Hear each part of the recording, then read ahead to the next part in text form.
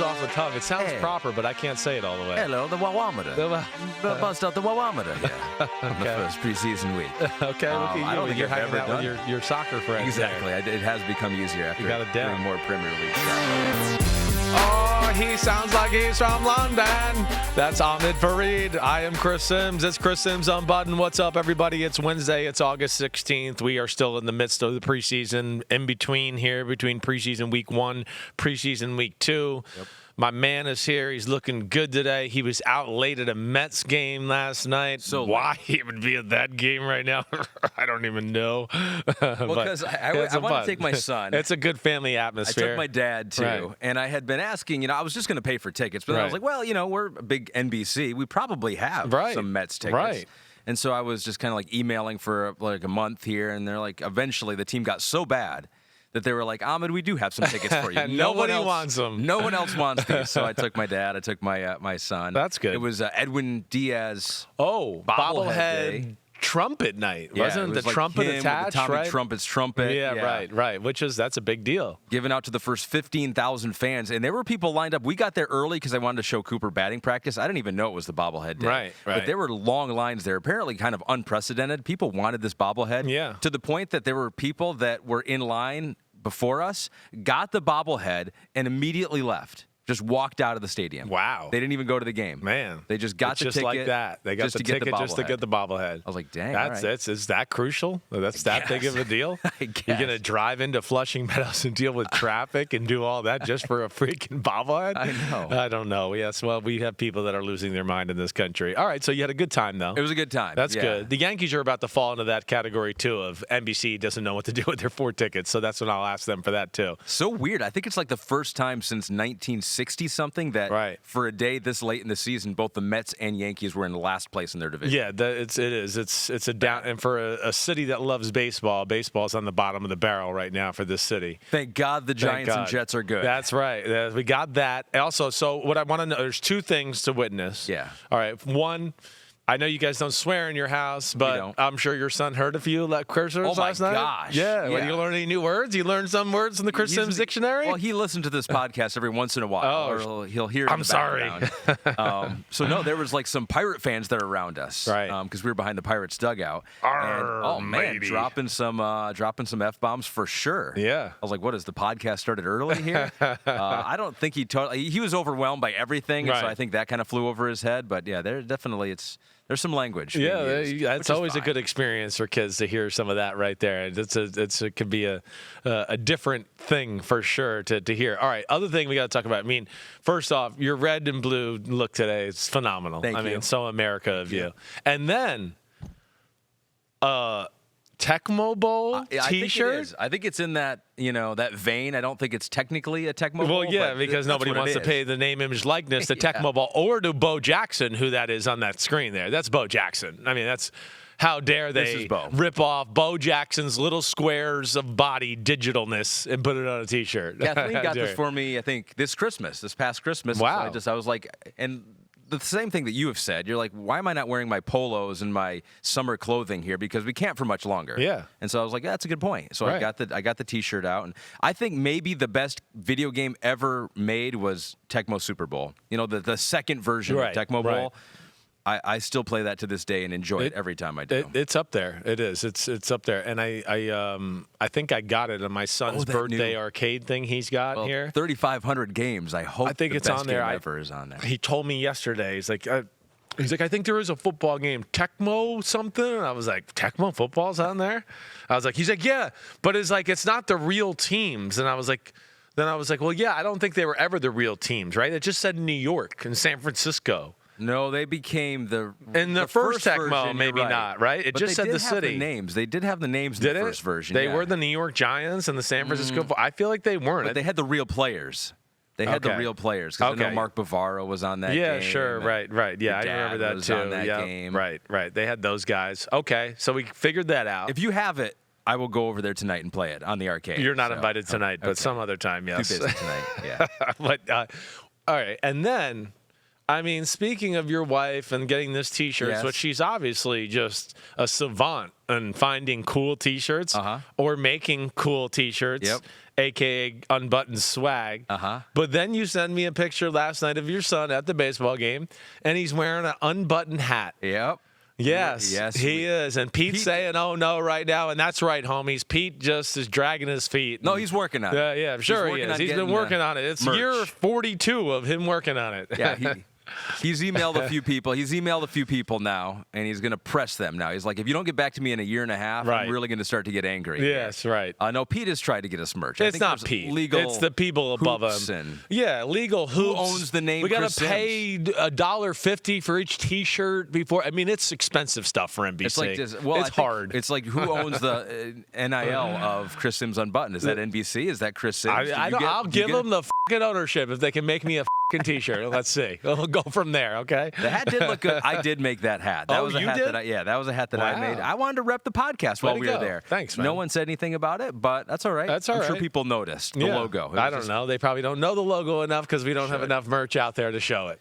So baseball, it's probably the last time we'll talk about baseball because Chris has stopped watching. I stopped. Last game I will go to as a fan. Yeah. Unfortunately, we got a few more on Peacock here to go. But we got some more to discuss with the preseason. We've got Matthew Berry coming by in probably 20 minutes from now. Let's talk some fantasy.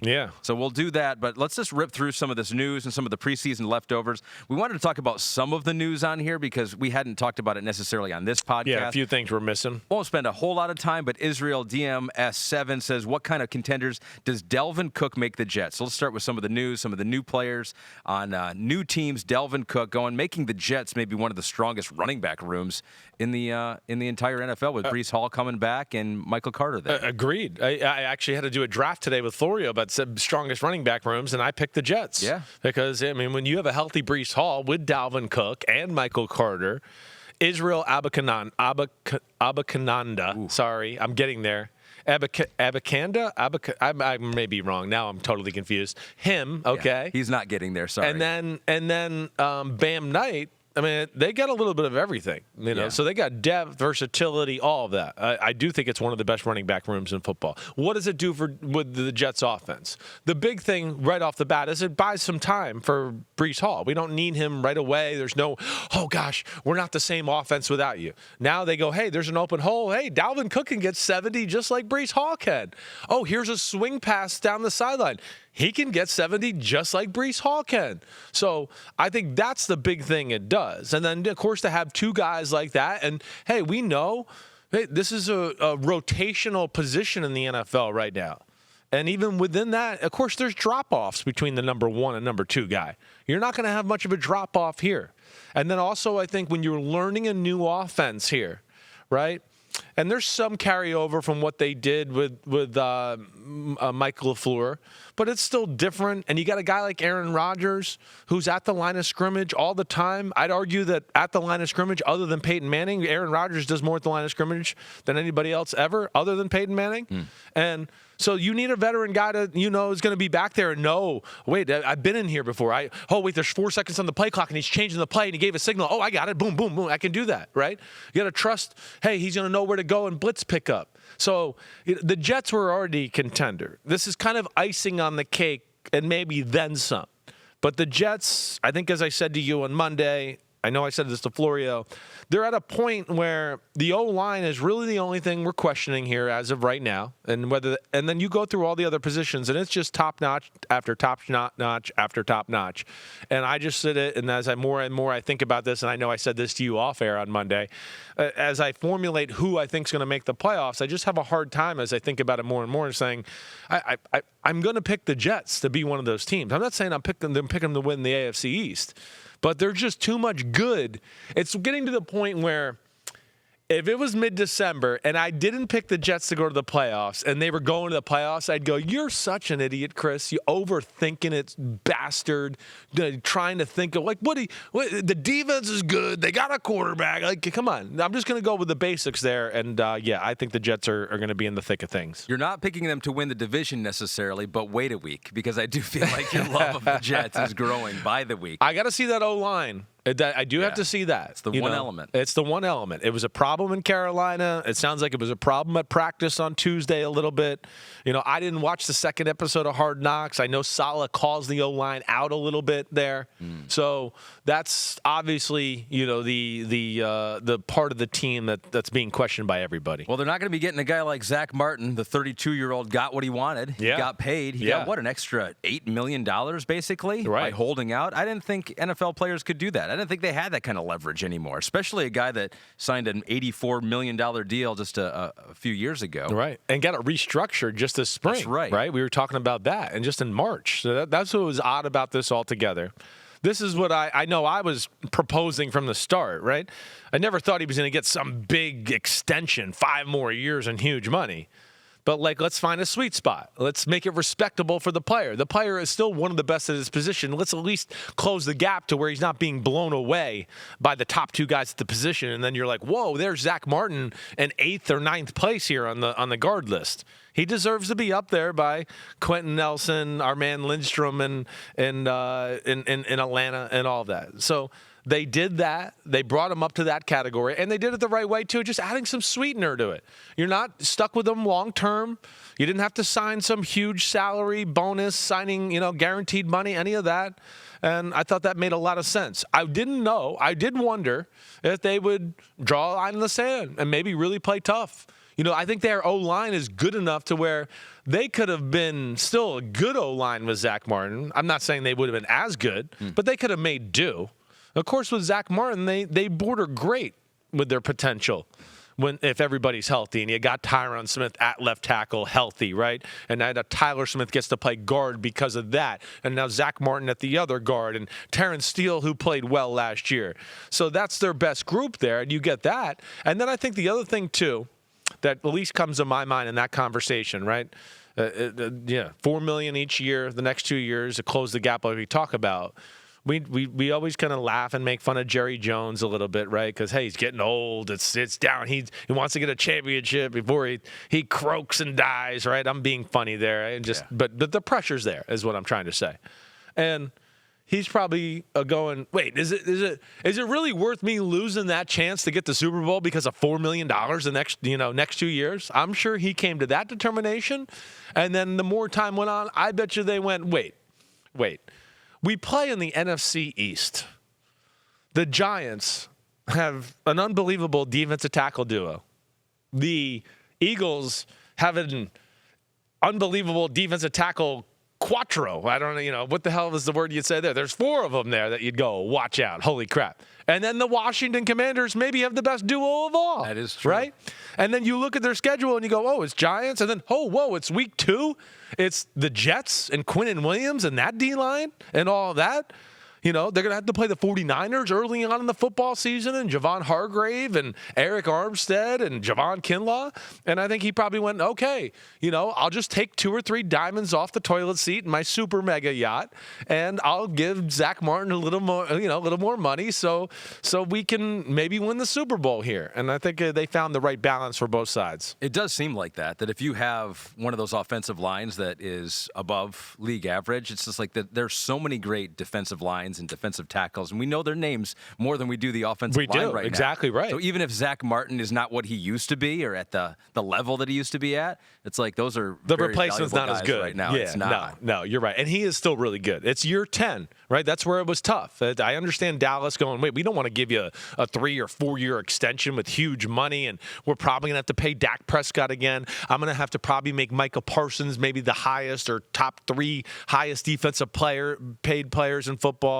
CeeDee Lamb's coming down the pipe here for a huge contract. So that was a tough situation for Dallas, but good job by the Joneses getting it done. All right, we got some preseason leftovers as well. Some players maybe we didn't touch on Monday that the homies want to know about. We'll start with Drew Lock, Hawkstrologer. Our guy. Hawk. Hello, Hawk. How did Drew Lock look on Thursday? So he looked pretty good from the highlights that I saw. I was like, that guy looks like a guy that, you liked coming out of college. I like his talent. Always had talent. Right. It was like, is he going to be able to harness it exactly. and get it in a positive direction? Right. not be a knucklehead, not think he's like, going to throw the ball into a tight window into triple coverage, right? Those are the things we've complained about a little bit. Like, hey, have a feel for the game. It's a defensive struggle. Why are you trying to fit that ball in down the field and do that right there? He's had those mistakes. He played like he did the other night. That they would have had to sweat it out last year with who wins the competition between Geno and Drew Lock, right? I mean, his talent is real. You see that. I think he just, for me, comfortable, smooth, was accurate with the football. I thought he looked really freaking good. Now, he threw one of those bonehead interceptions. He did. A little bit where you're like, damn, you're playing so good and you've done so many good things. How did you throw that interception, right? I don't know what he was doing. It looked like he was maybe trying to look something off and then kind of tried to come back quickly blind to a spot, and there was a guy there. But, both touchdown passes. The first one, I think it was the first one down the middle, right? He threads the needle. He shows you his arm power and accuracy there. Threw a few nice touch balls. The second touchdown was a nice touch ball. Little slot receiver fade. He had the swing route of the backfield to the back that was nice, or, the wheel route up the right sideline. He threw a deep crosser at one point to one of the tight ends. I mean, I think the encouraging thing for that is Drew Lock, like you said, we know he's got talent. He's got starting quarterback caliber talent. And they're a team right now that's ready. And what you can feel good about is, hey, if Geno Smith got banged up with that offense and the talent they got, they don't have to take the foot off the gas pedal or play some conservative style of football because they don't trust Drew Lock. Hopefully he can be in that trust tree to where they can open it up and feel just as free as they do with Geno. 17 of 24, 191 yards, and those 2 touchdowns for Drew Lock. Yeah, pretty good in preseason game number 1. Let's take a look at some of the rookies that we maybe didn't discuss on Monday. Yeah, cool. Let's start with a 6th overall pick by the Arizona Cardinals out of Ohio State, Paris Johnson. What'd you see from him? Just like a guy that right off the bat looked like, and again, I'm not going to lie and say I watched this on film. I didn't. This is TV scouting, but I watched the start of this game and a good amount of this game. Just like we've had years of last year, Ike Ekwonu, Evan Neal. First game, it doesn't look quite that great. They're feeling it out. They're not used to this. Paris Johnson just looked like he was like, what? This is Big Ten, and I dominate once again. I mean, that's what it looked like to me. He looks even more aggressive and just twitchy and poppy too. I don't know what it is, but damn, he looked good in the NFL uniform. And yeah, he looked like one of these guys that just looks like it's going to hit the ground running and it's not going to be a learning curve, that he might be dominant from get-go. So that, I think, is the encouraging thing for them. And that being that, Eagles ex-defensive coordinator Monty Ossenfort, coming from New England and Tennessee, tackle's a big deal for them. They start the franchise with the tackles a lot of the times, right? We're going to start right there. And I think they got one for a long time, it looks like, in Paris Johnson. What's kind of cool is I'm getting a little overlap now because I'm doing Big Ten coming up here in 2.5 weeks. Right. So we've been talking a lot about the players who are at the Big Ten schools currently, but I know for Ohio State, there is some worry that they've lost a lot on the offensive line. Paris Johnson being one of those. Yeah, and the other kid, Jones, the other tackle. Might be one of the weaker parts of the team this year. And so, Paris Johnson will be missed at Ohio State. Lost the center got drafted too. Their loss is the Cardinals' gain here. Penn State's got a similar situation. They're talking about a new quarterback, Drew Aller, over there, who they say has higher potential than Sean Clifford had when he was over there at Penn State. Yeah, he looked like it last year in the few clips I saw. I mean, I saw, he came in a few times during the game last year, and I went, ooh, this f***er can throw it. So I'm excited to see what he looks like. So Sean Clifford was taken in the 5th round by the Green Bay Packers and looked pretty good. 20 of 26, 200 yards. Had a touchdown, did have a couple interceptions. One was a pick 6. Coach Magnet says to you, what did you think of Sean Clifford's performance for the Packers and thoughts on the overblown hype over Justin Fields' perfect passing performance? So I think we talked a little bit he wanted to get a jab there at the Bears, which I like. I appreciate Packer that. fan wanted. I appreciate Let me just get on that a little bit. So, we'll leave that because we talked a little bit about we do that. That was 3 for 3. Yeah, it's overblown, sure. Like we said, I mean, it's a great thing. Yeah. I'm sure they came away a little bit going, damn, I wish we didn't score that easily so we could have got some more throws for Justin Fields. Sure, yeah. But they're not going to be mad. And, it was a little overblown for what people just seeing the stat line. That's what's funny, right? Did I say this? Like, my son came in. Yes. He's like, I did say this? Okay. Yeah. Justin Fields is tearing it up. Look at his numbers, Dad. And I was like, oh, yeah? You want to see what he did? And he was like, oh, okay. Yeah. All right, so Clifford did throw the ball 26 times. What did you think of him and how he looked in those 9 drives? he might have been the shock of week 1 for me. Whoa. He might have been, as far as pleasant surprise. Like, I told you before the show, like when I first saw him in there, I was like, who is this guy? Because he doesn't look like the guy at Penn State. I had to literally pull up the roster and wait, this is the Sean Clifford from Penn State that used to wear 14, right? Because I was like, the throwing motion looks different. The way his body looks different. How he stands and hops around the pocket is different. Like, they got their backup there. I mean, he looks like they might have a guy he's got maybe some starting quarterback potential that I didn't think I saw in him coming out. One, I mean, the quickness in his release and the way, I mean, it's Rodgers, and he's got the whole Brett Favre look going that way, and the feet are wide. He kind of reminded me of Matt Hasselbeck. That's who he really reminded me of, right? Maybe a faster version of him, a little.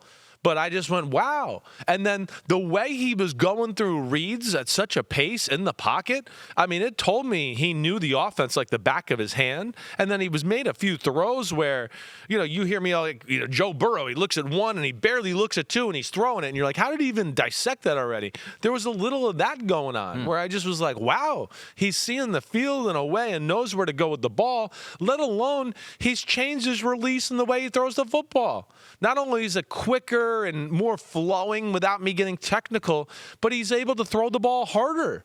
I mean, I would have never used the word lasers with any of his throws when I evaluated him at Penn State. And he threw a few balls in this game where I went, woo, wow, mofo's throwing it over here, right? So they got a backup here that I think they can really go, wait, we got somebody for the future.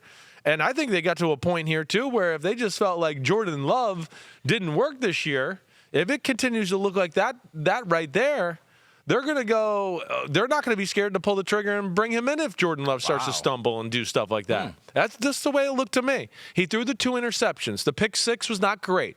He kind of tried to do what look here, come over and throw it almost blind as you're throwing it, dissect it, and the guy picked it, and that was bad by him. The second pick, it was a bang. He kind of threw it. The guy had great coverage. He tried to put it in the guy's chest, and the defender got his hands in the chest too and took the ball. So what? That happens. But the look, again, don't always be stat-driven. The look, the way he moved, the quickness in his feet and release, the throws, I really like the way Sean Clifford looked. I'm starting to think you watched the wrong guy at Penn State. Like, it's not the same person that you watched. Because how would that transformation be that drastic in this short a time? This is the thing that I'm still adjusting to in my life where I stand. Quarterbacks, there was a time, we can go 15 years ago, 10 years ago for that matter, where you could watch them on film and go, they don't throw that good. They're not that natural. Man, there's a lot of work to be done. And you could almost go, they're not going to be able to overcome it. They're not going to get, there's just not enough out there to help them to find the right people. Now the sport has become so popular. Quarterback has become so popular, like we talk about all the time. 7-on-7 everywhere for young kids, high schoolers, all year round. Don't even have to play another sport. Can play flag football in the winter, spring, and fall. Doesn't even matter. And then, of course, because it's such big business, there's a quarterback coach on every corner in America now, right? And there's a good amount of them that have a clue and know what they're talking about. And we're seeing guys where I would go, I don't know if it's in him to be a natural thrower or do that. I'm seeing them make adjustments quicker than ever before. And it's, of course, I even said that to you during the draft evaluation. It's made me change how I evaluate a little bit. Just because assumption that they might get some good coaching. They might get some good coaching and they'll figure it out. And also get good coaching when they get outside the NFL locker room and go see specialists here and there to where they'll improve themselves in a way where I would say, like I said, 15, 20 years ago, you wouldn't think that would happen with certain guys. Who's their quarterback's coach right now? Tom Clements. He's been around forever. I mean, remember, Rodgers wanted him back. So he looks Rodgers and Hasselbeck-ish to me, and the way he pops and moves, and like this, he's in the pocket, and there's a little bit like, oh no, he wasn't open, but he's always ready and got the ball cocked and ready to go and throw it. But yeah, that was I thought really impressive by Sean Clifford. All right, another quarterback who was drafted in the 4th round, so a round ahead of Sean Clifford, was Jake Haener out of Fresno State, drafted by the Saints. 6 drives he got in the preseason, 10 of 17, 105 yards. Was this also a completely different man than you had scouted in college? No, this was exactly the guy. Okay. Jake Haener would be along one of the guys that we talked about a little bit, these guys who had a ton of reps and played a ton in college, and they just got it, and they got a natural feel for the game. That's what Haener is. Haener just got it. He's got it. He understands how to play quarterback. It's not going to ever blow you away, right? You're never going to be like, whoa, that was a vapor trail. Whoa, he can run really well. He doesn't run well. It's one of those where you expect, you're like, wait, he's this size and he doesn't run well? Like, what the hell? How can he do this? But he's great at moving the pocket. He's got great feel for how to, change an arm angle, anticipation. He has all the other things to where, Jake Haener, to me, I look at that as one of those guys. He could be your backup quarterback for the next 12 years, right? And, hold down the fort for a 2 or 3 game span every season here or there to help your team get over a quarterback injury. But, another one where, he's not going to be the backup this year, but this is probably the last year Jameis Winston's there as a starting quarterback. And then he's firmly entrenched as the backup behind Derek Carr, for the next few years. And you showed some love to Jake Haener when we were talking about those quarterbacks that you were scouting. You showed a lot of love to Ivan Pace Jr., the linebacker out of Cincinnati. Wes Kruger goes, what did scouts miss on linebacker Ivan Pace Jr. for the Vikings, and how will Flores be able to use him? So he was undrafted out of Cincinnati, even though he was your 5th best linebacker in the draft. So we're getting close to scoring one for the Chris Sims scouting department. I hope so. He looked good. He's just a physical football player. He looks different than most other players out there, linebackers. He's a bowling ball. He is. But he popped. He's explosive. His read and react skills are real, and he's fearless.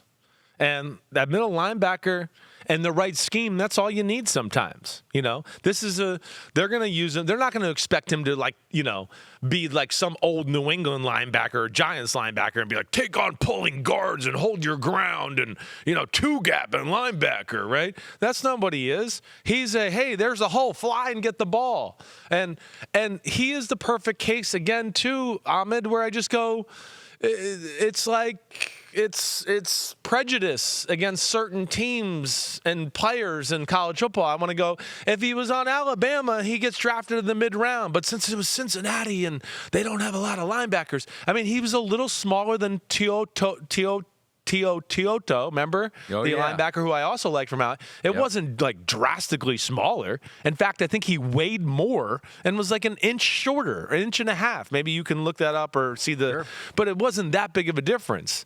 But again, that's what happens. And of course, size does scare people in the NFL when you're that small at that position, and if they feel like they didn't get to see you doing it against a ton of NFL offensive linemen and stuff like that, then it's double scared, right? An Alabama guy, everyone goes, well, I saw him play against Florida and LSU, and they had NFL offensive linemen, and he was okay, right? So that's where they get the benefit of the doubt. But I think the smarts, the explosion, the ferociousness, and you always hear me say, the no hesitation. That's what I liked about him. Mm-hmm. There was, hey, coach, run through the wall. You want me to run through the wall? Yes, sir. And he's already running through the wall. That's what a middle linebacker has to be. And then he's getting coached by a guy in Brian Flores who is going to not put him in some of the spots that he knows are bad for him. And he's going to continue to encourage his natural instincts. And I played with a guy in Tennessee, Stephen Tulloch. He was like same type of build. He was like, 5'9.5", 5'10.5", 230 something. And when you saw him at first, you were like, wait, is that a third down running back? Or what the hell is that guy? What? He's our middle linebacker? But again, when you are smart and then you can accelerate to that ability where you can go, wait, he's standing in the middle linebacker and he can get to the gap between the tackle and the tight end in like 3 steps and be there in a flash and then bring the pain as far as hitting the ball, you start to realize, okay, all right, if a lineman gets their hands on him, he's not the best, but a lot of the other areas of the game, he excels, and so we're gonna have to deal with that. So To'o. Yeah. Measured at 6'2", 228. Was he 6'2", 228? Damn, maybe I'm thinking of somebody else that I'm getting mixed up with. Maybe I am. And then Ivan Pace is what, 5'9 and a half, 5'10 and a half? 5'10 and a half. Okay. And like 235. Okay, so he was a little heavier. I was right about that. There was, you know what, there's another smaller linebacker I think I'm getting him confused with from our draft process, and I can't think of it right now.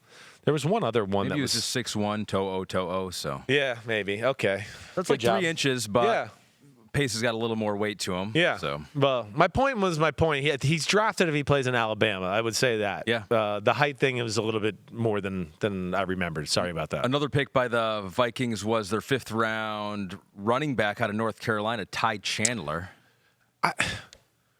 I know there's a lot of talk up there in Minnesota about, hey, the running back and Madison, is it going to be as good as Dalvin Cook? And no, I don't expect it to be as good as, Dalvin Cook, right? But, I mean. 11 carries, 41 yards for Chandler in the game. It's the way he ran. It's the way he looks. I think that's the big thing to me. Watching him out there, and Seattle was, they had some. Not all their starters, but some guys playing in that football game there. I mean, it's just the ferociousness in what he ran. It was, again, a physicality and explosion when he hit the line of scrimmage that I went, this guy's going to be able to bring something to the table here for them this year. Like, they're going to be able to depend on him. So he was a guy that certainly popped to me to look like, hey, he's an NFL dependable running back. And behind Madison, I think there's nobody there locked in stone as far as who we expect to be the second guy there. And I would think he's got a chance to be that guy. So, we're seeing somewhat in the preseason again why running backs are having such a hard time. Right. Because there's a 5th-round running back. And then we got another question here from MMA-born sender. Damn okay for Elijah Dotson, undrafted free agent by the Chargers. A running back found our next undrafted stud. 6 carries, 92 yards, and 2 touchdowns in that preseason game against the Rams. Yeah. It's just the running backs hurt the running backs' cause here. This kid looked good. I mean, the kid, just on the 2 long runs, right? It was easy speed to bounce it outside and turn the corner for touchdowns. Where, it's rare to see somebody, hey, he bounced it outside, he goes around the edge, and then nobody lays a finger on him. On one of the runs, he gets hit at like the 2-yard line and then gets in the end zone. But that, has a little size, right? He's like 6 foot. Looks like he can handle a little contact. That's probably something he's going to continue to have to get better on, is not trust that speed all the time, not always look to bounce. But, yeah, they got something there too. And they're an interesting one as well, just because they're a team where you go, I know they got the kid from Texas A&M behind Austin Eckler, but is that written in stone where he's definitely, the backup? Isaiah Spiller, is it Joshua Kelly, or does Elijah Dotson have another game like that this preseason and they start to go, damn, okay, we got to put that guy as our backup running back when Austin Eckler's out of the game? Yeah, he went to Northern Colorado. And then there's another running back who's not on a rundown here, but I saw with the Packers, Emmanuel Wilson, who showed some speed, and he came out of undrafted out of Fort Valley State. Where are these guys coming from? I know. And the other thing that's crazy about running back, right? We know the ones that got stats and play for big schools, or go to the combine and put up big numbers, and then we go, whoa, we got to look at this guy again, right? Yeah. There's also the element of, the running back who, yeah, his pro day wasn't that great, but I don't know, when you put pads on and you give him the ball, all of a sudden he finds a gear that you can't account for.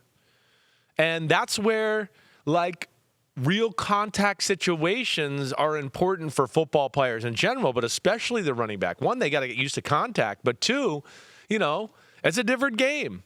Some guys thrive in the, 7-on-7. We're just wearing our helmets, and look at me. I'm making everybody miss, and you can't touch me in a 2-hand touch game, right? Great. That's great. But other guys are just going, wait till we put the pads on. Because now when people actually hit me, I'm going to stay up. And that guy that's the 7-on-7 superstar over there, he's going to trip the first time somebody touches his shoelace, and he's not going to get you any extra yards. And that's what you find out about these guys through the preseason. Troubling for a Lions fan that you have these running backs popping for the Vikings and the Your Green guy Bay popped. Packers. He's in my notes. Oh, Jahmyr Gibbs. He popped for me. He did. He looked good. I got no doubts about him. So you don't. And I saw enough on clips and social media and through the Lions website to go, don't you worry, everybody. No, he did. Yeah. That's not what made me worried. I was just worried about stopping those other running backs. But the Lions D-line looked pretty good against your Giants. Drew Claiborne says to you, is the Lions D-line depth real, or is the G-men O-line depth that bad? Ooh. Well, I think there's one. His point about the Giants O-line depth, I think that's fair to question that. I don't know how awesome some of those second guys are, and really how dependable they would be in a real game situation. The Giants might be a little top heavy as far as the starters are concerned in that department.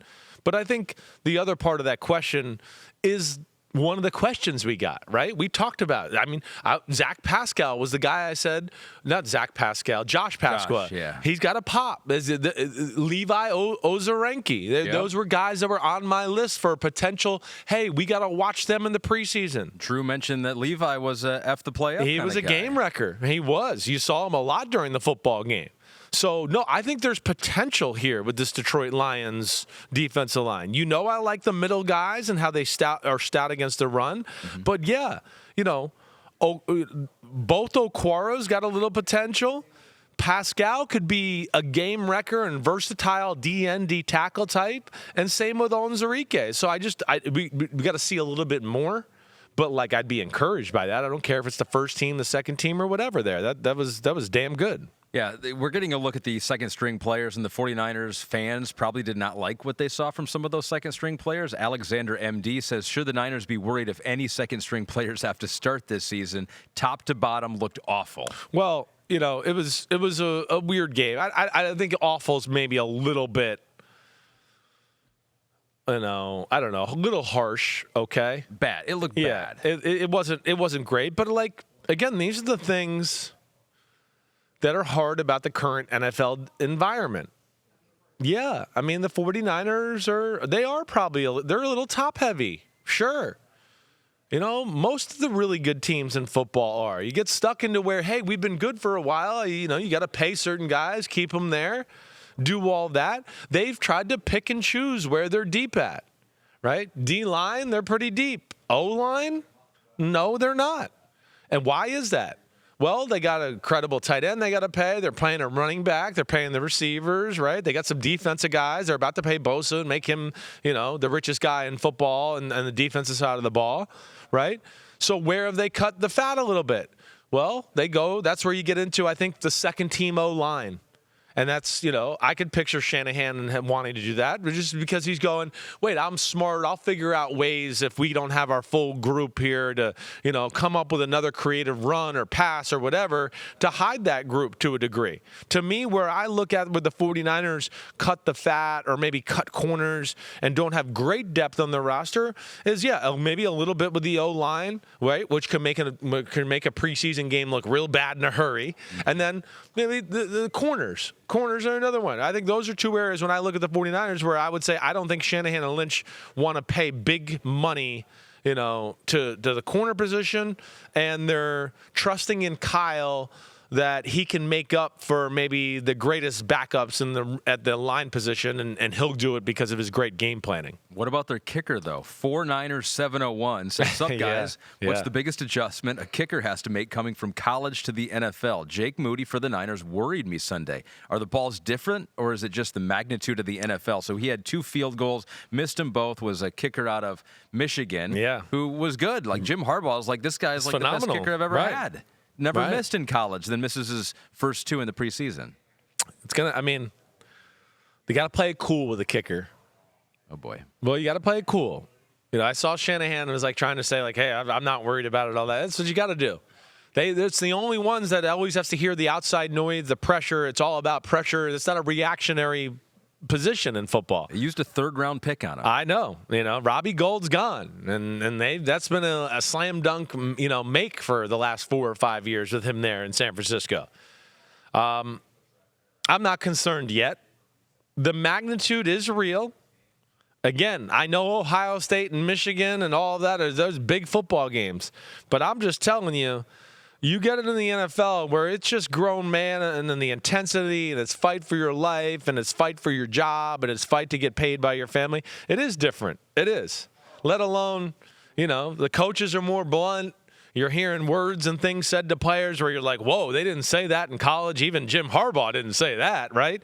And, yeah, I think there's nerves there. So let's give it another week or two. Let's just see here. If we go to this week and he's 1 for 3 or 1 for 2, I'll start to be like, oh, gosh, they might have to bring somebody in just in case, at least to get somebody ready. Yeah. But yeah, they don't want to do that. Shanahan goes after the game. It's unfortunate because I know the pressure on him and everyone's looking, and I know he missed those 2 today. He's been great in practice. See? He hits them all. All right. So he's leaning on that. He's going to lean on the body of work. Maybe he's the practice guy. And he's just the guy that keeps him practice. He's going to chalk it up to nerves. Yeah. And the game. And we'll see. And I would think this week that he handles that better. And, you want to impress everybody. You want to there's so many things that go into that right there. We've seen Isaiah Simmons in the league, but maybe now a little bit different position for him and Zaven Collins with the Cardinals. Right. We got a question from Tanner Morris.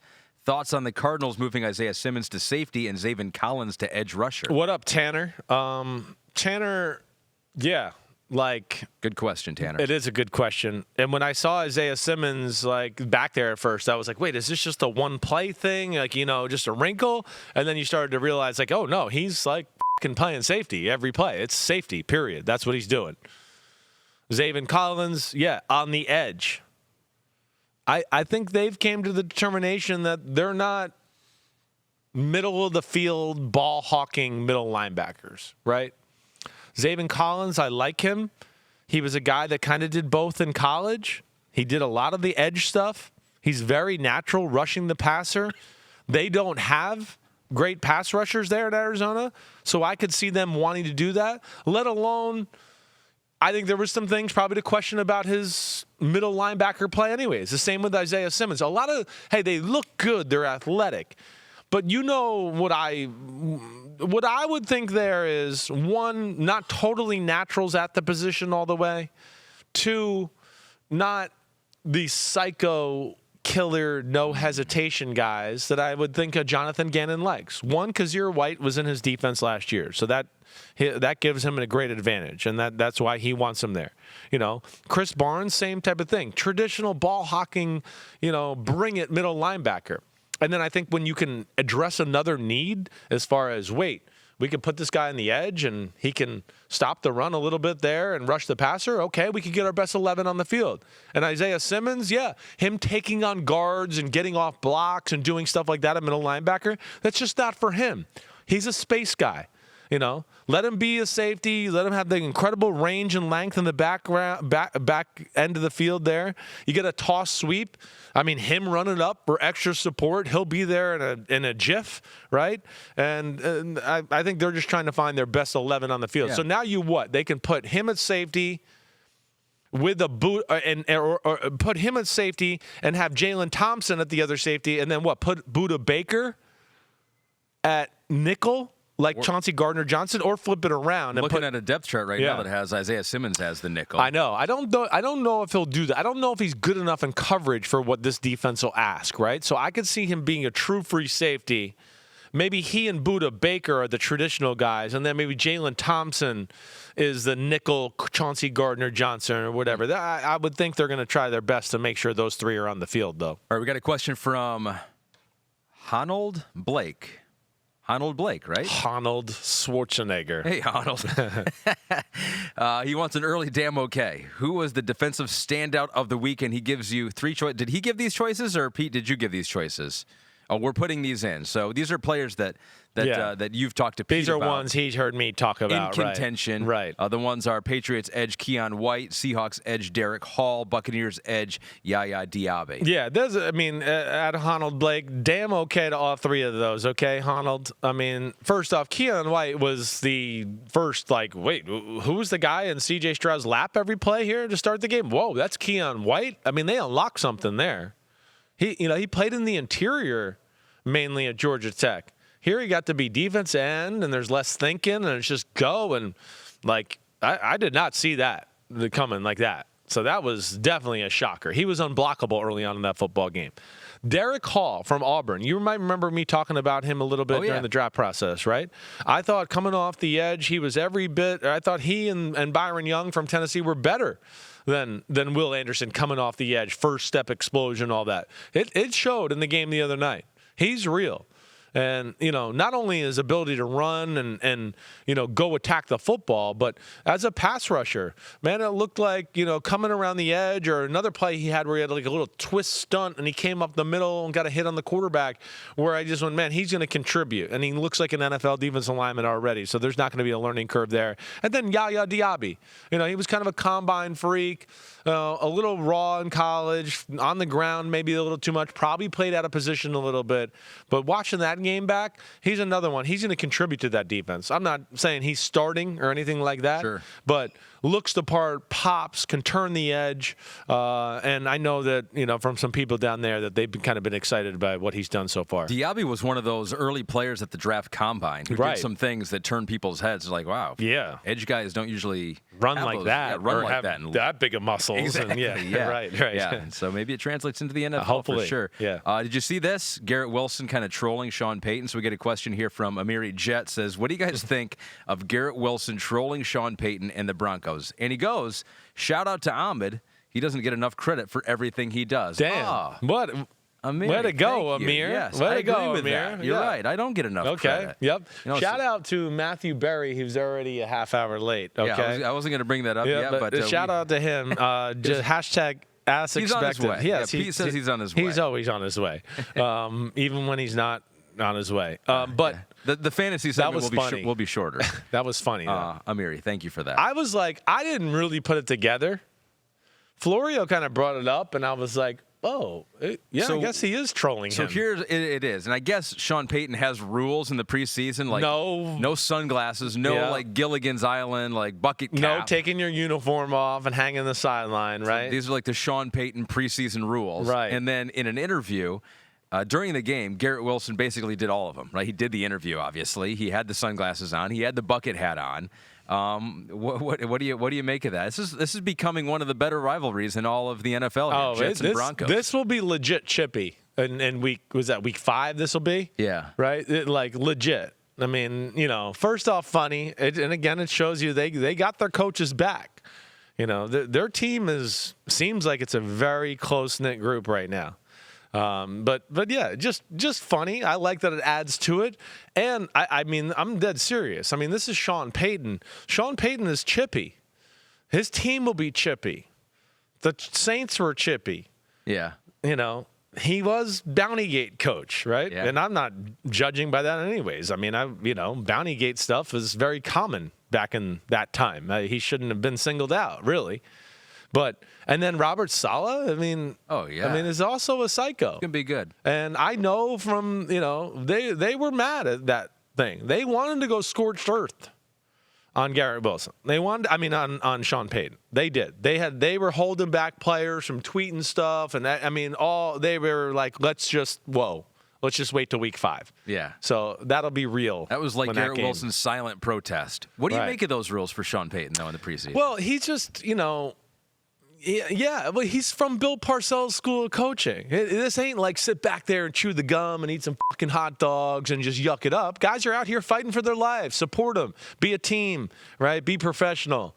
I understand that. He's trying to set that, culture that way, and that's the way he does it. To the Gilligan hat too. Right. Some of it almost seems like in good fun too. I don't know for sure, but if they win 2 Super Bowls and go 14-3 both years, I promise you that third year you're going to see guys in Gilligan's hat and sunglasses on the sidelines because you go, okay, the culture's set, we're good now, right? Yeah. I'd like to go back and see in like New Orleans days were some of those guys at the end there when they were kind of established. Were there any of them? I want to go back and look to make sure they weren't wearing the Gilligan hat or the sunglasses or any of that. What does he have against the bucket hat? Like, why that of all things? I guess it's just like hats. the chill hat, right? That's like what the injured guy does at practice. It's like the annoying hat where you're like, oh gosh, he's not here to work today. He's not locked in. Right. We got some Peter. So Pete always has got his eyes on kickers and punters here. And so he's been watching that with a keen eye in week number 1 of the preseason so far. And we did see 3 punt return touchdowns in preseason week number 1. Now, all of last regular season, there were 3 punt return touchdowns. There was just 1 punt return touchdown in the preseason last year, so it's not just like it's a preseason thing. Pete says maybe an anomaly, but he is keeping his eye on it. Yeah, I don't know where this is going to go. What would be different? Anything? I mean, there's no different punt rules necessarily this year. No. I mean, the kickoff return thing, as far as if you fair catch it, inside the 25 kickoff or anything. For sure. Yeah. But that even in itself, I don't know where that's going to go. I know everybody says there might be unintended consequences. My unintended consequence is, wait, you're going to give Josh Allen and Patrick Mahomes and Joe Burrow the ball at the 25 every time if you just fair catch it? If I was the coaches of those teams, I'd be like, fucking fair catch it. Yeah. Fair catch it. Because 1 completion with these field goal kickers now, and you're in field goal territory with those guys. Hey, we're at the other team's 48. It's only 63 yards from here. I mean, we're getting to the range, right? High 50s are nothing for these guys. But I think what you're going to continue to see in the preseason is there's limited chances to get these reps and work on certain things too. And they're gonna err right now on returning the kick. They're gonna tell their guys, return the kick. This is our chance to work, get on film, coach other guys who might not even be out there so they can see it. And it's a learning jump off. And we're all doing that. Like, hey, we've all learned that when you ask Matthew Berry to do things, he's gonna be late by a half hour or so, or even to show up. And here we are. I mean, it is 28 minutes, and he's here. 10:45 means 11:13 to Matthew Berry. Matthew is. He always shows up. It's just he always shows up, right? I mean, I can't be mad. This guy has not shown up to his own show on time, so it's not personal to me. He is famous for not getting on set for his own damn show. No, he's famous for more than that. Oh, well, yes. Way more the than Tesseracts. Come on, get over here, Matthew. We need a chair, first off, anybody. We need a chair. We need a microphone. I thought this could be a problem, right? We wanted. He didn't know you were in the Avengers Endgame. I did not know that. I was trying to explain that to him. I know. He's got no. We might have to stop down. No. Pete says we're going to stop down. So we're going to stop down, and we're going to give Matthew Berry a chair. Okay, we'll give him a chair so we can fix the camera. He's not on a crotch shot the whole time. I want to command you to do something here. Get ready for draft season with the Roto World Fantasy Football Draft Guide, featuring content from Matthew Berry, including player rankings, profiles, projections, mock drafts, and more. You can go to NBCSports.com/draft guide. Use the promo code Berry20. You can save 20% at checkout. The man that is always on time. There he is. Talented. The timely man. By the way, just so you know, if you want to, right, there's the promo code 20 that gets you, Berry20, that gets you 20% off. Yeah. But if you would like, if you're like, you know what, that's too much savings for me. Yeah. You can use the promo code Connor5 right. for 5% off. Right. Named after Connor Rogers, who's co-host over at the Happy Hour, and I know he's been here on Unbuttoned as well. Right. Or J10, also after Jay Croucher, another guy that's been on Unbuttoned. Sure. So it depends on how much savings you want. Right. If you want the full 20%, then it's me. But some people are like, that's too much savings. Too much. I would rather give the NBC Some just Universal don't want to type your name in. They might just want to write Jay Croucher in there. Yeah, J10 or Connor5. You'd be surprised people are using those other two promo codes. and then at the end, you just kind of compare who's driving more subscriptions, right? Yeah, that's you just exactly see right. Who it's can not a totally fair fight, but yeah, that's how we've arranged it. By the way, I have a bone to pick here. By the way, guys, I want to be clear. I am. So I was told 11 a.m. Now, listen, I showed up at like whatever after 11 a.m., so I was late, but I wasn't as late as you made it seem. Okay, sure. Hey, First off, by the way, can we just talk about the fact that Stamford, Connecticut, which is where the beautiful NBC sports facility is. It's the most annoying town to drive in America. I might as well be driving to another country. It's like in terms of like there's one way to get here. Yeah. It's a freeway, and it's a freeway. It's 95. That is the most busy thing in the world. And so for whatever reason, at like 9:30 this morning, like again, it's like an hour and 10 minutes if I have no traffic from my house to here. But for whatever reason, at 9:45 this morning, they shut it down to do construction to one lane. And that, now I'm in like bumper to bumper traffic for like, a half hour. So I cop to being late, but I do not accept being as late as you thought I was. Okay, sure, whatever. Fair you enough. already have a reputation. You'll be late for your funeral. Right? That's what we know. You know what? That I would be happy with. Look, I have a lot of skills, Chris Sims. I have a lot of skills. Time management is not one of them. I fully admit that. I push the limit too. Stanford is annoying. Yeah. I come from a different direction where I have to, and Ahmed's heard me say this, it takes me 20 minutes to get to work. It takes me 10 minutes to get basically 98% of the way. Right. But somebody paid the mayor of Stanford $1 million extra to have a light at every possible spot in the world. Lights. Plus, they act like it's New York City, like where everybody stopped, right? At all 4 spots. And it's like, is there 1 million people coming out of a stadium or the city here? Oh, wait, nobody's crossing the fucking street. Why are we all stopped here? It is brutal. It drives me crazy. Or there'll be 1,000 cars going in one direction and an equal light for a street that I've never seen a car come down ever, but they have an equal light. And I go, I've never seen a car come down that light, but I sit here at this light every day and act like there's going to be somebody. It's absolutely brutal. By the way, for both sides of this particular situation, Sims also referenced the fact that I was late to my own show once. Yeah. So this is true. This is absolutely true. I was completely. I missed like the first half hour of my show. Yeah. Here's why. There was a triple murder on 95. Okay. There was like 3 different people were shot. Yeah. And where they shut down the entire freeway. Sure. So it's like you don't plan on that. You don't plan on that, and like there's literally no other way to get here other than this one particular. It's rough on these streets of Connecticut. You better be ready, man. There was other times where there was not a triple murder, and you were also late though. So I actually don't remember that. I'm not going to dispute it because it could be right, but I don't remember that. Well, this is what happens when NBC makes employees come back to work. You get talking about the commute for 15 to 20 minutes. What I am working on, Chris Sims, I'm just going to throw this out here, and you tell me, give me some advice, because both you guys are NBC sports veterans. You guys have been here a long time. Sure. I'm the new guy, right? This is just my first year. So give me some advice, and just talk to me. Don't tell anyone else this. Okay.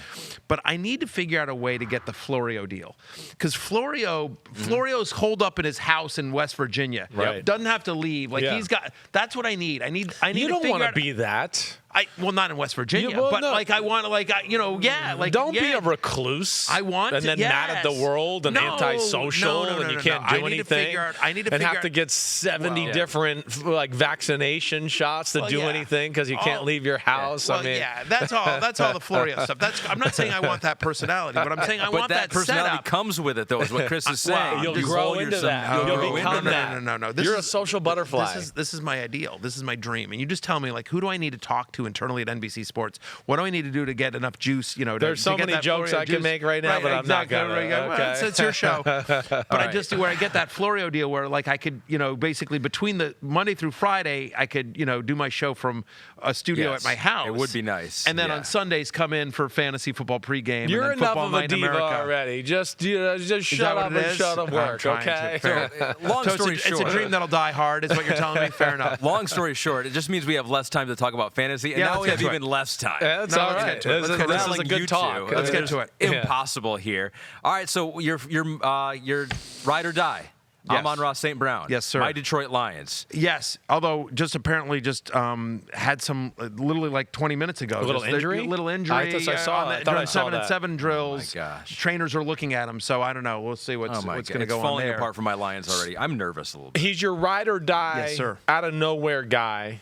He's not the number one. No. Right? He was like 10 or 11 maybe on the list? I have him at number 10 overall. Right. So I have him as a first-round pick. He's not going as a first-round pick. He is going, kind of in the – although I've been other fantasy analysts have yelled at me because he was going like mid to late second round. And you blew it up now. And yes, and since I made him my ride or die, in all seriousness, like somebody yelled at me the other day. He said, he got drafted ahead of CeeDee Lamb in my league, but yes, the point of the ride or die is not like, hey, here's this unknown gem that I'm unearthing.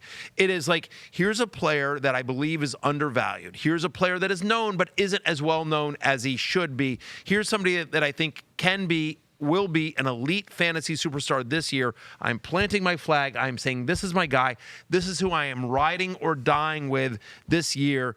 Again, so last year was Jalen Hurts. It's not like Jalen Hurts was an unknown quantity, but he was going in the 7th round. He was the 8th quarterback off the board. And I said, I think number one quarterback in fantasy is within the range of possibilities, in the range of outcomes for Jalen Hurts. He ended up finishing as the number one quarterback on a points per game basis last year. Amon-Ra St. Brown is not an unknown quantity. He's been a good fantasy wide receiver. My point is merely, I don't think people understand how great he is. Right. Like that the stat I gave on Football Night in America when you and I were doing our segment together, Sims, was that since week 13 of the 2021 season, which was sort of his breakout game, from that time, literally the only player in the NFL with more receptions from that point till now is Justin Jefferson.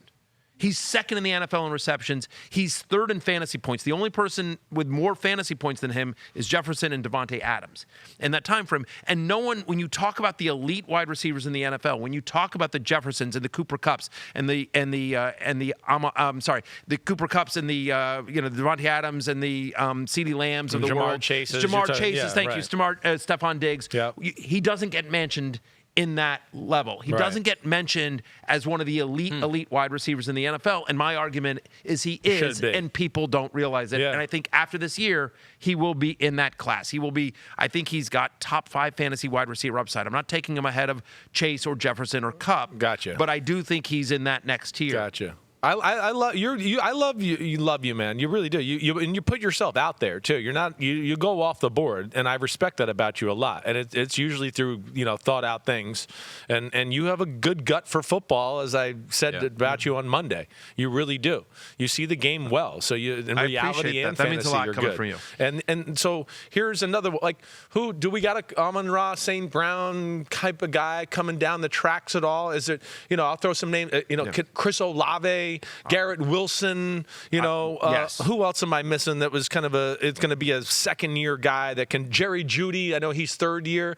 Anybody else that you think, listen, watch out? I think Olave is going to have a monster year, right? I mean, one of the things about Derek Carr is that he is one of the best quarterbacks in the NFL in terms of deep balls, right? I mean, he was top 5 in the NFL in deep ball rate and deep ball completion percentage, passes thrown 15 yards more downfield over the last 2 years.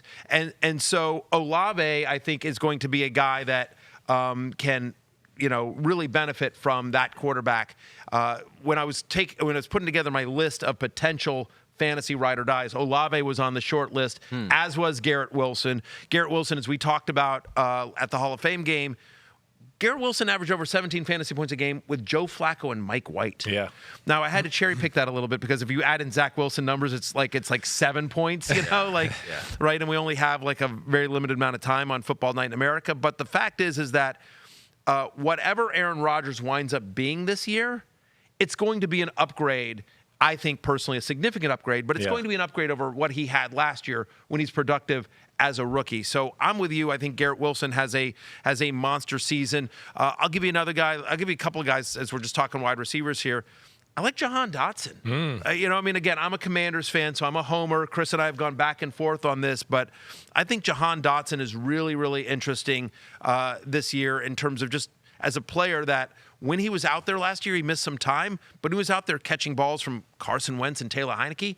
He's a baller. I'm with you. I think there's a better than average chance that Sam Howell is going to be the best quarterback he's played with in his very short pro career. Yeah. I think there's an argument that Terry McLaurin, that Sam Howell's going to be the best quarterback that he's played with. Right. Like I don't know where you are on Howell, where you had him when he was coming out of UNC, but I kind of like the kid. Am I being a homer here, No, Sims? I don't think you're being a homer. He was my number 5 quarterback that year. There were some things about him that I'd want to see him improve, but like he's got a good natural feel for the game. He can throw the ball down the field with accuracy. He can make plays that way. I'm big into that. And then that offense with those weapons you're talking about, we did an exercise last week, like picking one guy to watch in the preseason.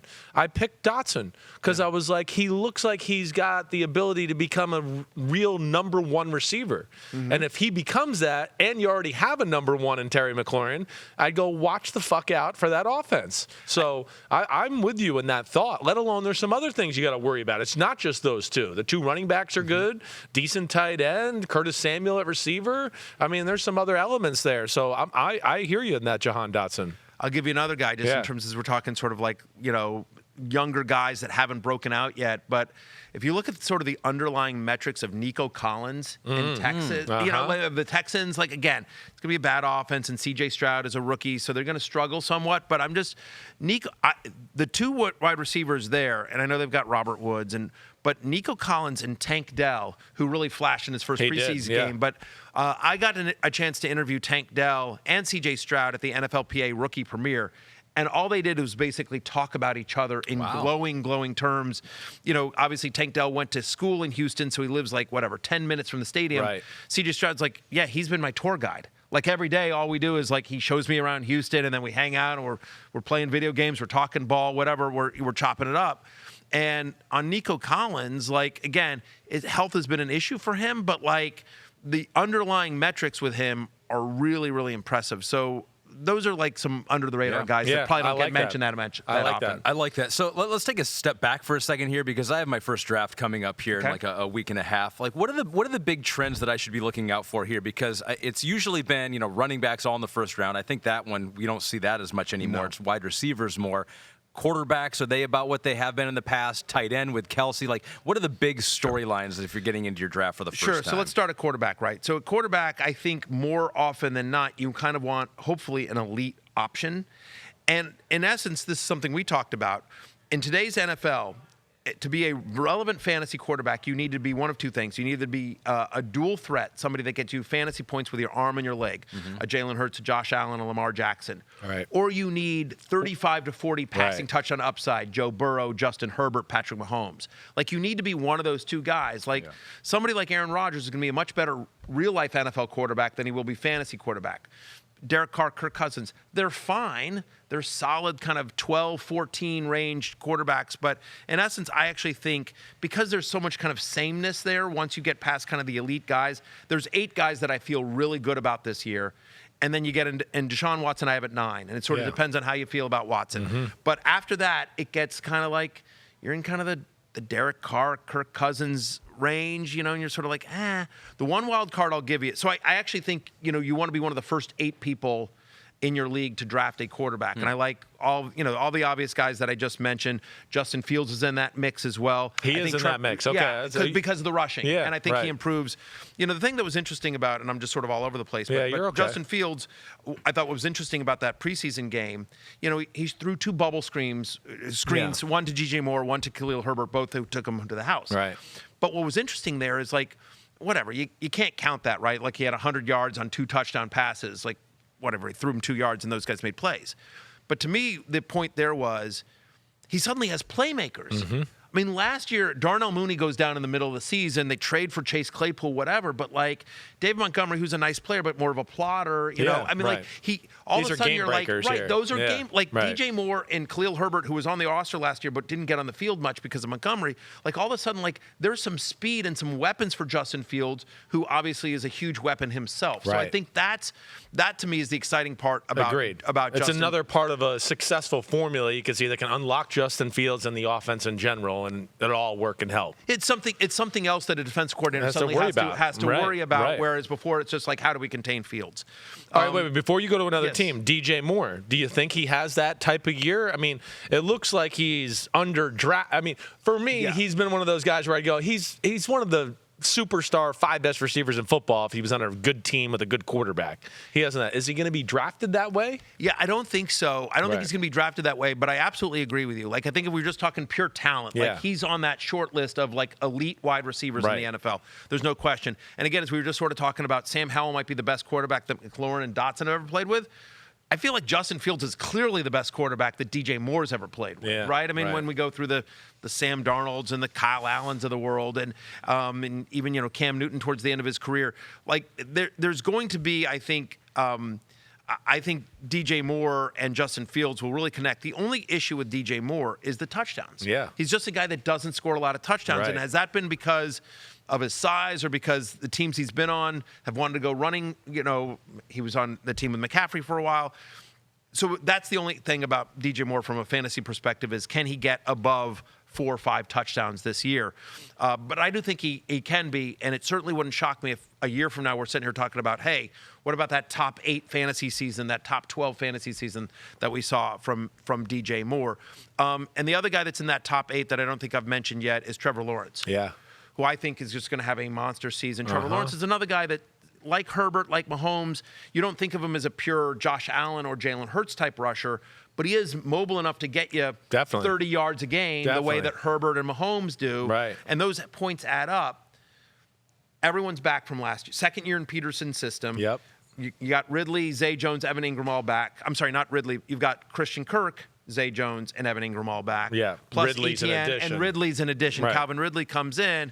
He's a fascinating guy this year. Definitely. It's not a division that scares you. Right. Defensively, we all think Lawrence is a hell of a player. It felt like last year, Chris, taking fantasy out of it for a second, it felt like towards the middle of the year, and I know this is something you and I talked about sort of off camera and just in the, you know, in the room where we're all watching the games. Felt like somewhere last year there was a game where was it the Bears game? There was a game where you just sort of saw the light go on for Trevor Lawrence, where he was just like, okay, I'm now a franchise quarterback. Get on my back. Right. We're going down the field. We're scoring. Yeah. We're winning this game. I'm doing it. And just from that time on, and of course the playoff game against the Chargers, he was that guy we thought he was going to be when he was the number 1 overall pick. He had the Raiders game where the big comeback, right? The Ravens game, the Cowboys game. The Ravens game is the one I was thinking of. Right? It was 27-10 maybe, and they came back. He made some big-time throws, and we were like, oh, geez, that is the number 1 pick. That's the guy. Right. Definitely. I'm with you there. And, you know, I think he's one of the 5-6 best quarterbacks in football right now. I'm expecting him.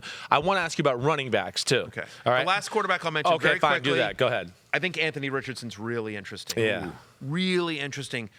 I know they want to limit his throwing. I know his passing is still raw. But, again, because he is such a threat on the ground, think about Jalen Hurts or Lamar Jackson's rookie year, where they didn't let either of those guys really throw that much.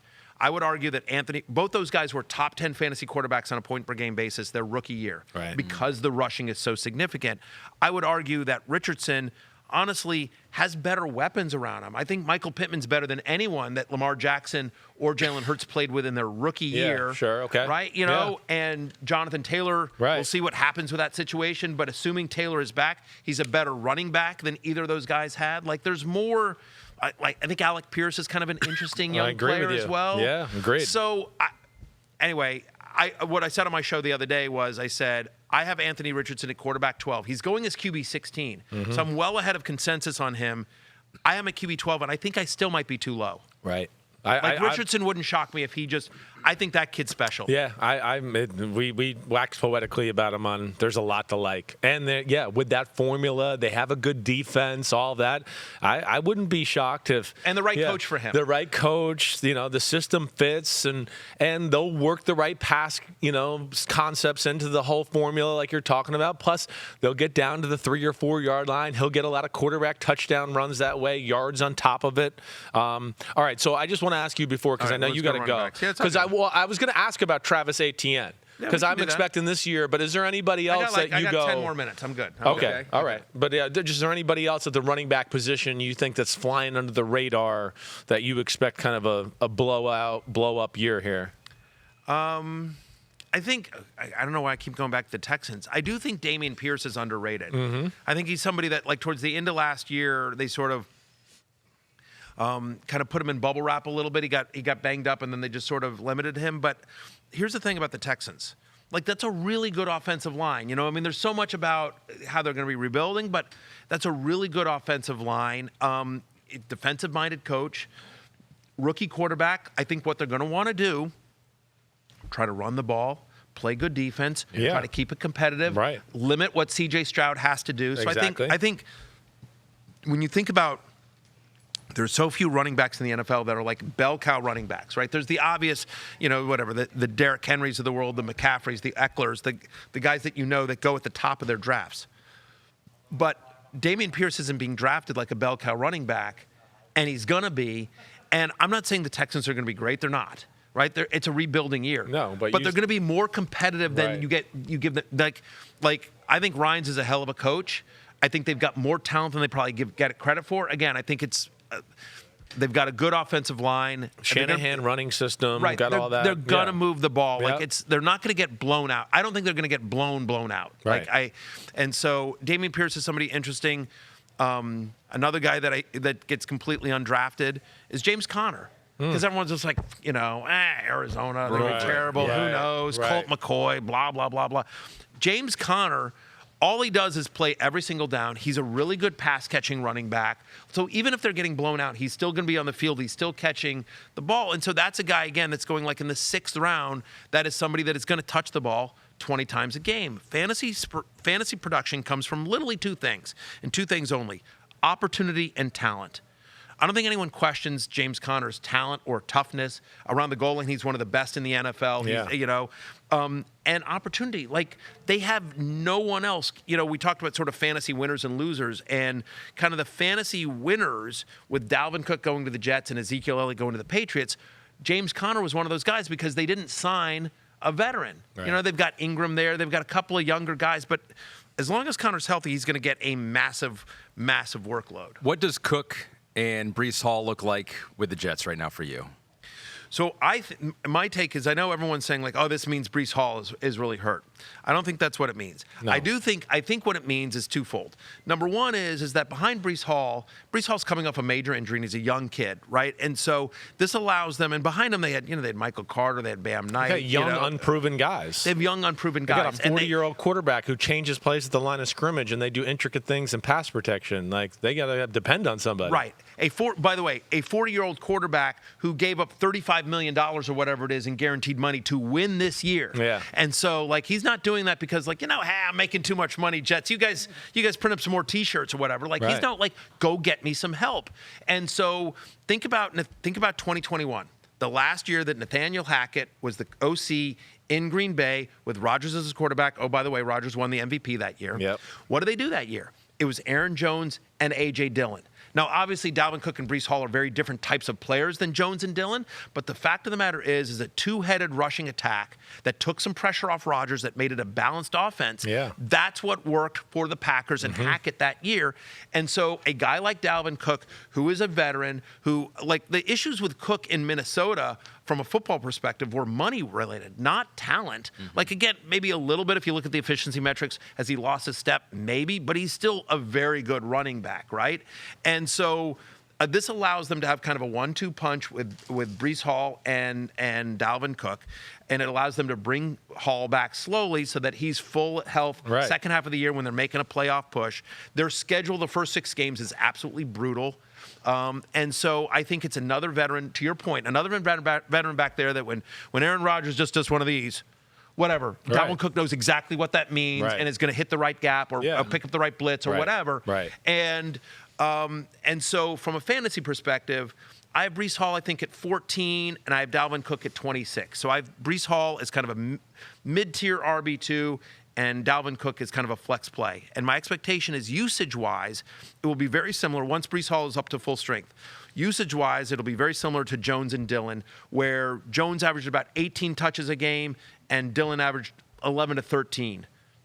So that's what I think it will be. Yeah, I could see that. I think that would probably be the proper balance there, right? And I think you hit on all the right things there altogether. I mean, anything else out there that you think people are missing as far as fantasy or anything there?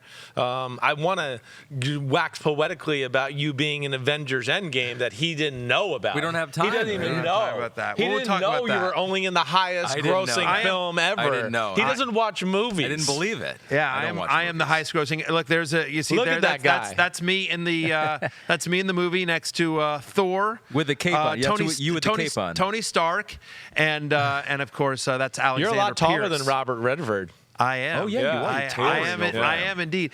You know what's amazing is about this particular shot is so that was the last movie that Robert Redford ever did. Like he has not. He's retired. Yeah, he's retired. Okay, right. So again, he I worked hope Robert. with you, and he said the hell of this. Listen. Robert Redford is beloved. We love him, right? And we hope that he lives for another 50 years. Right. It's an icon. But he's an icon. But just at some point, whenever, because there's an expiration date on all of us. Like like at the Oscars when they do in memoriam. Like, do they show a shot from his last movie that he ever did? Oh. And there's my dumbass sitting next to him. He's already thinking of his next Hollywood diva moment. I'm just here. asking. Again, he's like, if that guy dies, I'm going to be on the Oscars one day. Again, I hope he lives 50 years. He could not have been he's an icon. He is a legend. He is, he is the GOAT. And by the way, on set, he could not have been nicer or more kinding. Cool. And I'm just like, who am I next to Robert Redford? But he was like very welcoming and asking me, like he loved that guy. But it was pointed out to me funny that like obviously, whenever that day comes, and it's going to come for all of us, a nation's going to mourn, and they will probably, one of the things they will do when they, look back upon this brilliant man's career is they will show a shot from his last movie that he ever did. Yep. This isn't his last scene, though, was it? Did he do another scene after that? That was the last scene, that's too? the last time he announced his retirement after that movie came out. Right. Wow. So I'm just, He was passing the torch. He was passing the torch. Can you tell your friend to watch the fucking movie you're in? I do not need to. It's the last one for Robert. How have you not seen Avengers yet? So many You're movies the only person on the planet that hasn't. It's the highest grossing movie of all time worldwide. It's the only movie I've ever done.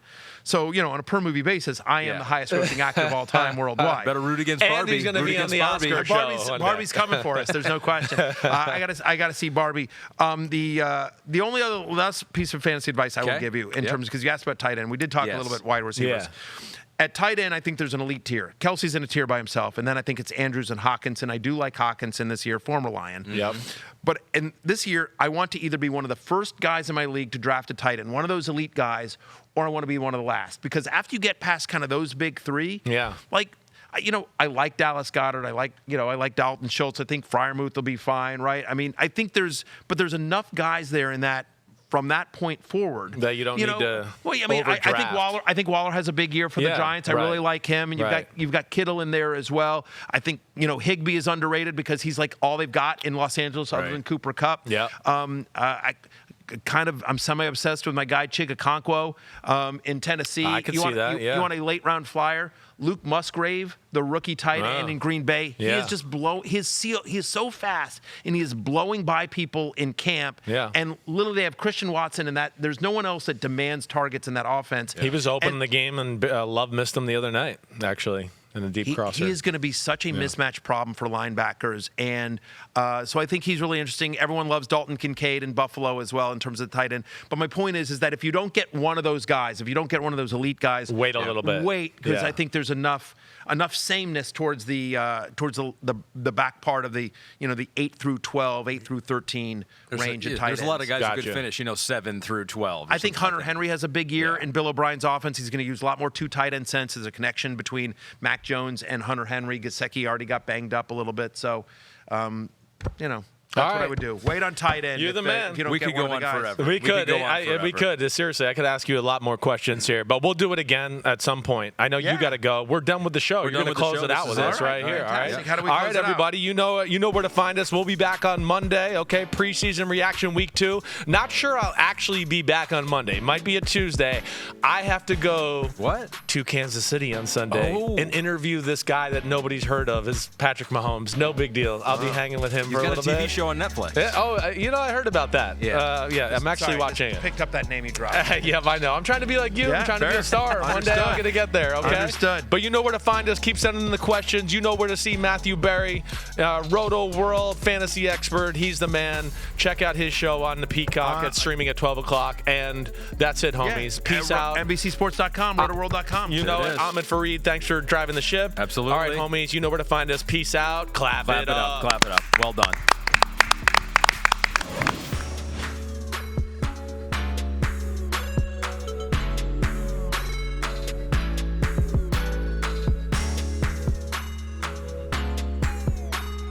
Yo, thanks for watching, homies. I appreciate it as always. The NFL season is right around the corner, so now it's your turn to hit subscribe to Chris Sims Unbuttoned. If you want to get all the training camp battles, preseason film review, playoff predictions, and much, much more, you know where to find it. It's right here, Chris Sims Unbuttoned. Please subscribe. Thanks again for watching. Peace out, homies. See you soon.